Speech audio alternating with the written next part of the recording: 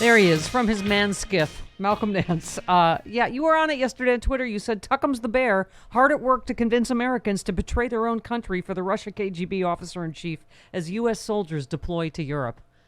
It just gets worse, doesn't it? This. You know, I'm pretty sure I put out a tweet earlier in the week where I said we have now identified an American fifth column. Fifth columnist. If you don't know what a fifth columnist is, go on YouTube and type in fifth column. I think it's Porky Pig or Bugs Bunny.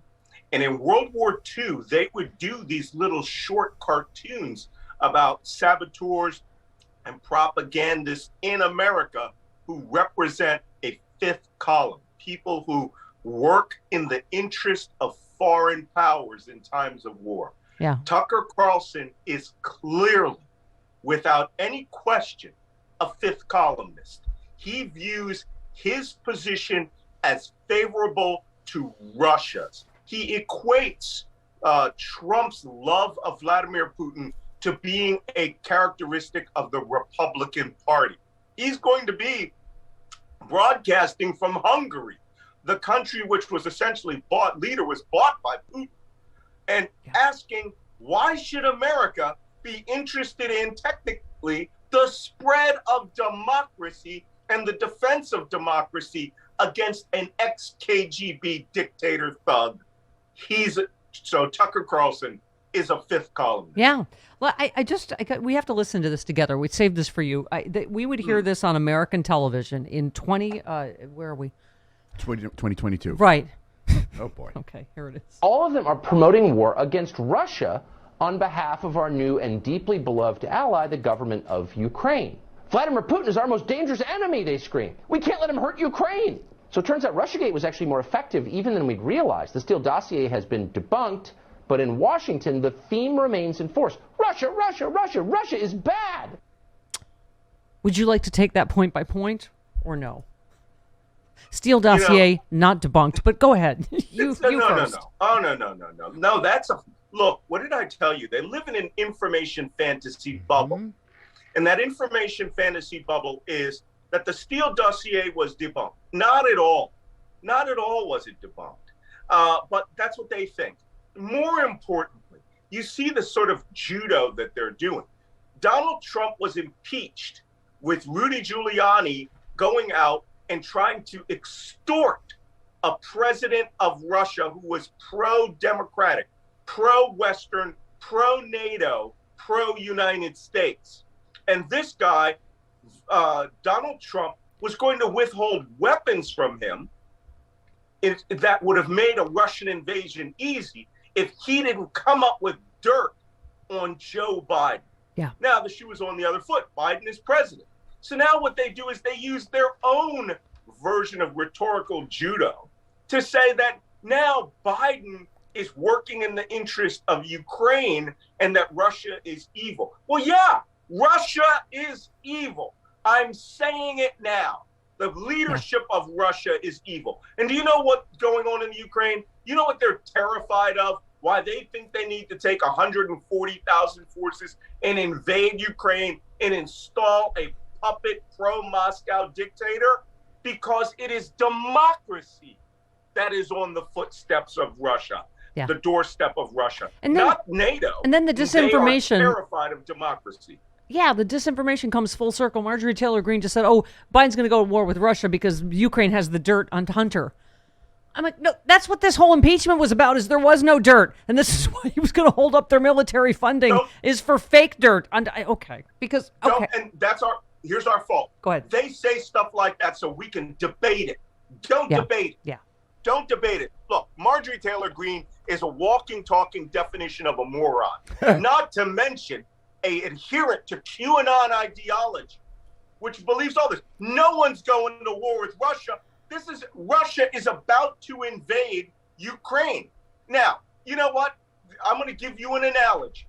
In 1991, Saddam Hussein amassed 130,000 people on the border of tiny little Kuwait in order to invade it.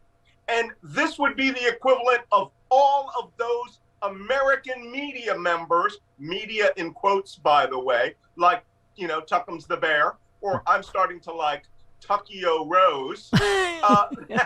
Yes. I can't take credit. By the for way, that. yeah, Not Julia really Davis, much. Julia Davis, who you hipped us to. You hipped us to. But- She said Tuckio Rose is in full bloom on Russia's state TV. Multiple clips of Tucker Carlson's rants are being used to corroborate pro-Kremlin talking points and simultaneously attack America, Biden, NATO, and Ukraine.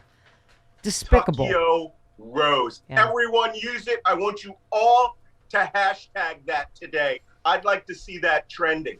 But more importantly, as I said in this analogy, this would be the equivalent of a third of U.S. news media and propagandists would be siding with Saddam Hussein Yeah. just as he's about to invade Kuwait. Yeah. So now they're siding with an ex-communist, lifelong communist KGB officer. Got to listen to one more. Tuckio Rose. Here we go.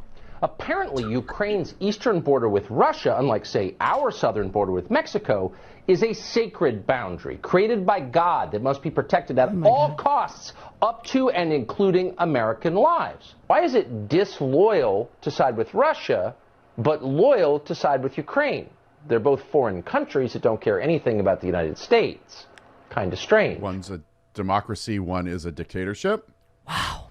My brain hurts from listening to that. Go, yes. You know what? It's disloyal to side with an enemy or an adversary of the United States as they're about to breach the national sovereignty of what could arguably be an ally of democracy. Look, I've been watching, I watch their Telegram channels, I watch their Getter programs and all that stuff. They're ranting like crazy about why aren't you defending us against 1 million illegal immigrants crossing the southern border? They've got this southern border thing in their head, and it's nutty. They don't make any sense. 100,000 Mexicans with over 1,000 tanks was mustering on our border. But also, they don't make any maybe sense. that's something to argue. Jim Jordan just tweeted about how many immigrants were apprehended at the border, and you're like, isn't that what you want? You're applauding Joe Biden. Apprehension? Like, I don't understand. They don't even make any sense, right? No, don't make sense. When you see this stupidity, the only response to it is to call it out as stupid. Don't debate them.